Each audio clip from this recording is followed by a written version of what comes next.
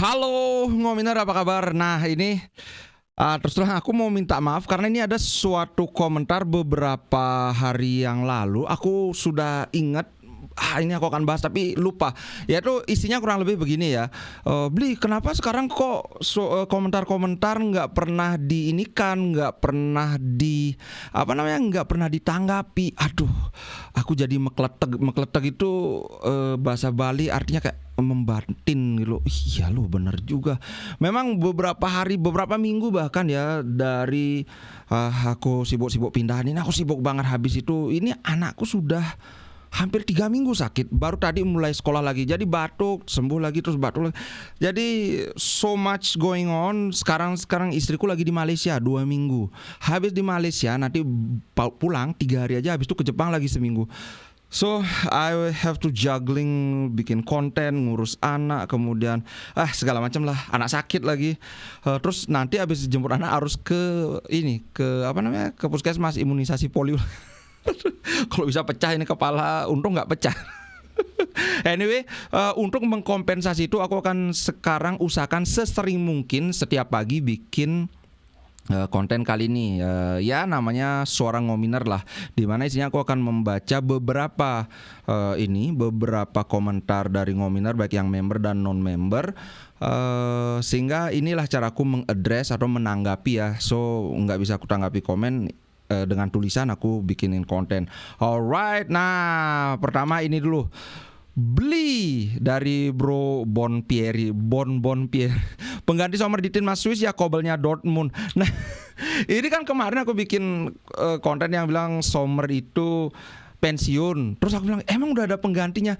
Aku lupa Kobel itu dari Swiss karena aku nggak ngikutin Kobel itu kalau nggak salah di Liga Jerman apa Liga apa ya. Di FC24 aku kan sering main FC24. Ini sering muncul, ability-nya lumayan gede, jadi mestinya lumayan ngetop. Cuman aku nggak aware bahwa dia dari Swiss. So thank you udah dikasih tahu ya. Penggantinya Sommer ya Kobel. Kayaknya Kobel itu kalau dibandingkan dengan Sommer kayaknya 11-12 lah. Cuman kalau di timnas ya jelas mereka akan selalu pakai Sommer karena sudah senior lah, inilah. Mungkin ya tepat juga dengan dia pensiun kan, manajemen timnas mau nggak mau ya harus pakai si Kobel. Oke, thank you Bro Bon. Nah ini kemudian dari Sandanovic, walau laga pertama imbang kita harus tetap support tim, tetap semangat Forza Inter. Nah ya betul, kemarin aku kan justru benar-benar suportif, walaupun aku ya kecewa ya, siapa sih yang gak kecewa, mana Juventus menang lagi 3-0. Tapi untungnya kakak tiri 2 sama juga, padahal mereka udah koar-koar gitu. tetap support. Seperti yang aku bilang, lagi-lagi aku tekankan, gak ada masalah dengan permainan Inter.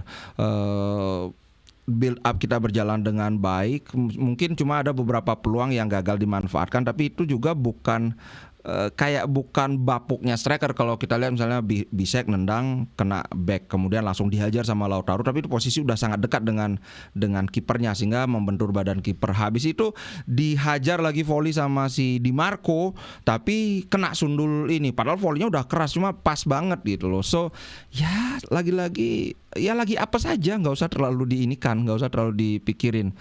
Kemudian ini nih dari Didi. Sebenarnya Bisek ingin menyundul bola, tapi tidak sengaja pergerakan tangannya menyentuh bola dulu baru kepala. Karena bola datangnya cepat dari situasi kemelut. Keputusan VAR di wasit ya mau gimana lagi. Dan juga menit akhir stamina dan konsentrasi atau fokus sudah turun. Betul. Bingung juga kenapa tidak menggantinya dengan VAR 15 menit akhir. Nah ini kan aku sempat bilang itu kayaknya kena kepala dulu baru kena tangan. Nah itu aku sudah pernah bahas di musim lalu kalau nggak salah, kejadian sama siapa ya. Memang ada di aturan itu kalau bola itu menyentuh bagian tubuh yang lain baru terus mantul ke tangan dengan sangat dekat, itu tidak dihitung penalti. Tapi kalau di luar kotak penalti itu tergantung wasit, bisa saja tetap dikasih handsball. Tapi kalau di dalam kotak penalti itu harus tidak. Dalam artian misalnya bola itu kena lutut, tebas kena lutut terus mantul ke tangan, itu tidak penalti. Nah dalam keadaan situasi bisa itu, setelah aku lihat di highlightnya ternyata itu memang kena tangan dulu baru mantul ke ini, baru ke kepala. So walaupun bilang tapi itu kan nggak sengaja, dia nggak lihat bolanya. Iya, tapi yang dipakai itu bukan sengaja atau tidak, melainkan posisi tangan itu natural bukan natural sebenarnya. Apakah itu membuat bayangannya jadi lebih besar atau enggak? Karena orang mau nyundul kan natural aja gini tangannya kan. Tapi kalau kita lihat bayangannya ini kan memperbesar bentuk badan. So dalam kasus ini memang penalti. Itu tidak ada yang bisa dikomplain, memang penalti. Kalau itu tidak ada VAR mungkin nggak akan dilihat sama wasit karena kejadiannya cepat. Tapi ya kita harus fair juga, memang penalti. Gitu bro. Apalagi ya? Itu aja dulu. Tadi kan supaya adil, kok yang member aja dibacain. Ya sekali lagi aku mohon permaklumannya, member dapat dibaca. Tapi tenang, aku akan baca juga yang non member ini. Tes aku hilangin. Jadi ini sekarang semua ya. Tapi tentu saja tidak semua bisa aku bacain ya. Nah ini Min kurasa kenapa Cala yang ditarik untuk dia bisa ngelihat maksud Inzaghi saat memakai trequartista. Istilahnya biar dia nggak lupa posisi ini saat Inzaghi butuh lebih menyerang. Kan ajib tuh kalau 3-5-2 kita bisa fleksibel berubah ke 3-4-1-2 tanpa ganti pemain. Kita juga punya Miki yang bisa di posisi itu, tapi Inzaghi akan tetap menjelaskannya ke Cala karena dia jantung di tengah. Nah ini mungkin aku perjelas ini kalau yang aku tangkap maksudnya mungkin gini. Dalam formasi 3-5-2 Calhanoglu kan sebagai gelandang bertahan, dia playmaker tapi gelandang bertahan. Nah, ini dari Oan Stak ini mungkin maksudnya begini. Jika suatu ketika perlu dijadikan 3-4-1-2 itu tinggal dirombak aja. Calhanoglu dan Barella jadi double pivot, kemudian Miki ke depan jadi gelandang serang atau trequartista, sehingga nggak perlu masukkan pemain baru. Dalam keadaan dimana kita butuh lebih menyerang, ini tinggal di switch gitu aja. Nah ini menurutku analisa yang menarik. Aku cenderung setuju karena sangat possible, sangat mungkin untuk dilakukan. Misalnya nih dari udah pergantian pemain sudah habis, atau ada yang gimana gitu, ada yang cedera sehingga ada yang cedera sehingga harus diganti.